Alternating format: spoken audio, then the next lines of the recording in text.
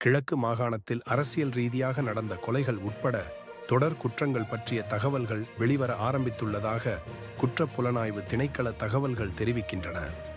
முன்னாள் இராஜாங்க அமைச்சர் சிவனேசதுரை சந்திரகாந்தன் எனப்படும் பிள்ளையான் தடுத்து வைக்கப்பட்டுள்ள நிலையில் தொடர்ச்சியான குற்றங்கள் பற்றிய தகவல்கள் விசாரணைகள் மூலம் வெளிப்படுவதாக தெரிய வந்துள்ளது.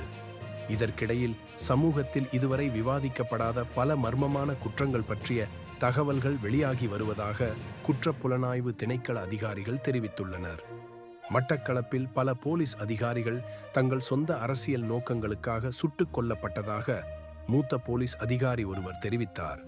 மட்டக்களப்பு பகுதியில் பிள்ளையான் தலைமையில் பல குற்றங்கள் அவரது அரசியல் மற்றும் தனிப்பட்ட இலக்குகளுக்காக நடந்துள்ளதாகவும் தற்போது இந்த குற்றங்கள் ஒவ்வொன்றாக வெளிப்பட்டு வருவதாகவும் அவர் குறிப்பிட்டுள்ளார். குற்ற புலனாய்வு திணைக்கள அதிகாரிகளால் பிள்ளையான் கடந்த 8ஆம் திகதி கைது செய்யப்பட்டார். பயங்கரவாத தடுப்புச் சட்டத்தின் கீழ் அவர் கைது செய்யப்பட்டு தற்போது தடுப்பு காவல் உத்தரவின் கீழ் உள்ளார். விசாரணையின் போது தெரியவந்த தகவல்களின் அடிப்படையில் பிள்ளையானின் சாரதி கடந்த 17ஆம் திகதி கைது செய்யப்பட்டார்.